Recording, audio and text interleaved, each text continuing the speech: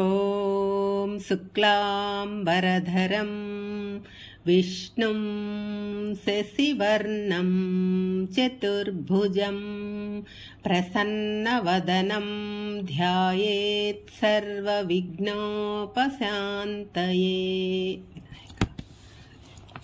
ఓం శ్రీకృష్ణ పరబ్రహ్మణే నమః. శ్రీమద్భగవద్గీత అధ ప్రథమోధ్యాయః.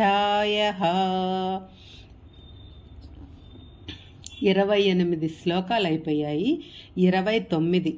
సీదంతి మమ గాత్రాణి ముఖం చ పరిశుష్యతి వేపదుచ్ఛ శరీరే మే రోమహర్షచ్చ జాయతే. 30.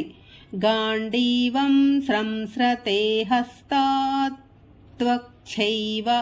పరిదహ్యతే న చ శక్నోమ్యవస్థాతుం భ్రమతీవ చ మే మనః.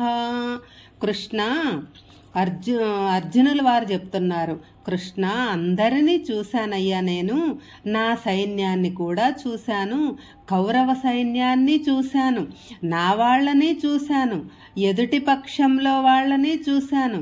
ఇంకా సేపట్లో యుద్ధం మొదలవుతుంది. వీళ్ళంతా ఒకరితో ఒకరు కొట్టుకొని చస్తారు, లేకపోతే నా చేతిలో చస్తారు. ఇదంతా అవసరమంటావా? నా తాతలు, గురువులు, స్నేహితులు, తండ్రులు, కుమారులు నా చేతిలో చస్తారు అనే మాట తలుచుకుంటేనే నాకు ఒళ్ళంతా చెమటలు పడుతున్నాయి. అసలు నేను భయంతో వణికిపోతున్నాను. నాకు నోరు ఎండిపోతుంది. నేను అసలు నిలబడలేకపోతున్నాను. కళ్ళు తిరిగిపోతున్నాయి. కృష్ణ, ఇదేంటయ్యా? నా గాంధీవం కూడా చేతిలో నిలవటం లేదు, జారిపోతూనే ఉంది. అస్త్రములు గుర్తుకు రావటం లేదు. నాకు ఏమైంది అసలు? నాకేదో భ్రమ కలుగుతూ ఉంది. చర్మం అంతా వణుకుతూ ఉంది. మనస్సు నిలకడగా ఉండటం లేదు. పిచ్చి పిచ్చి ఆలోచనలతో మనసంతా వికలమైపోతూ ఉంది. ఇంకా నా వల్ల కాదయ్యా. నా కాళ్ళు వణికిపోతున్నాయి, నిలబడలేకపోతున్నాను. నాకు అన్ని దుశ్శకునాలే కనిపిస్తున్నాయి. ఈ యుద్ధంలో మనకు విజయం కలిగే సూచనలకి కనపడట్లేదు. విజయం కలగనప్పుడు ఇంతకీ మరణం అవసరమా? ఇంతటి విజయం కలగనప్పుడు ఇంతటి మారణ హోమం అవసరమా అనిపిస్తూ ఉంది. నా వాళ్ళందరూ చావటం తప్పనిసరి అనిపిస్తుంది నాకు. ఇదంతా నేను చూడలేను, నేను భరించలేను.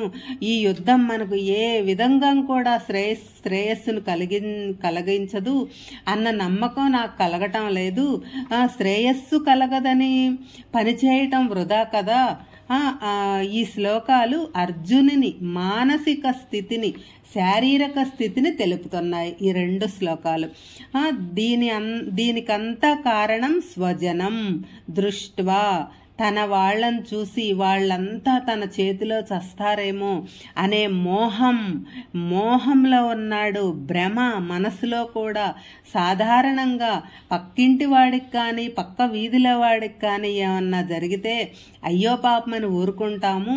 అదే మన కుటుంబీకులకు కానీ ఇసుమంత జరిగితే 3 లోకాలు ఒకటి చేస్తాము, నానా హడావుడి చేస్తాము. మానసికంగా ఎంతో ఆందోళన చెందుతాము. డాక్టర్ల వెంట, లాయర్ల వెంట, అధికారుల వెంట పరుగులు పెడుతుంటాము.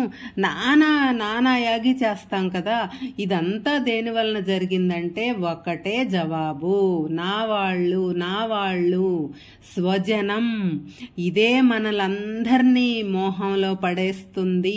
నా వాళ్ళు అనే ఇదితోనే మోహంలో పడేస్తుంది. అదే మోహంలో ఉన్నాడు అర్జునుడు. తన వాళ్లకు ఏమో జరిగిపోతుంది అని ఎంతో విషాదంలో మునిగిపోయాడనమాట అర్జునుడు. ప్రాణం ఉన్న ప్రతి వాడికి కూడా భావోద్రేకాలు, కోరికలు, ఆశాపాశాలు, అనుబంధాలు ఉంటాయి. అవి మాత్రం తప్పవు. కానీ అవి మితిమీరితేనే ప్రమాదం. బుద్ధి విచక్షణ జ్ఞానం ఉపయోగించి వాటిని అదుపులో ఉంచుకోవాలి. అవి అదుపులో ఉంటే మానసిక సంఘర్షణ, మానసిక క్షోభ కలగదు. అదుపులో ఉంచుకోవటం మానవునికి సాధ్యం కాదు.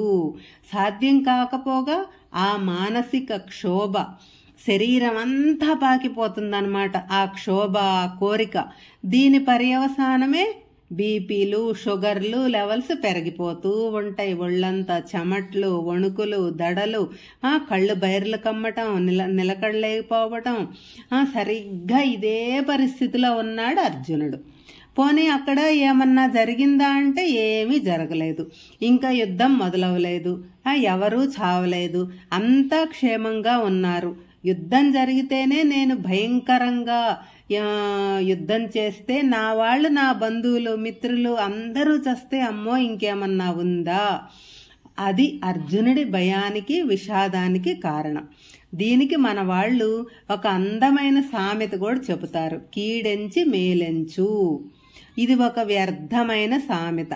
రైలు బస్సు ఎక్కే ముందు ఆ రైలు బస్సుకు ప్రమాదం జరిగితే అనే ఒక శంక కలిగితే ఎవరూ ప్రయాణం చెయ్యరు. అలాగే అర్జునుడు కూడా ఇక్కడ జరగబోయే కీడును గురించి దుఃఖపడుతున్నాడు. పోనీ అర్జునుడు ఏమన్నా పిరికివాడు, దుర్బలుడా అంటే అది కాదు.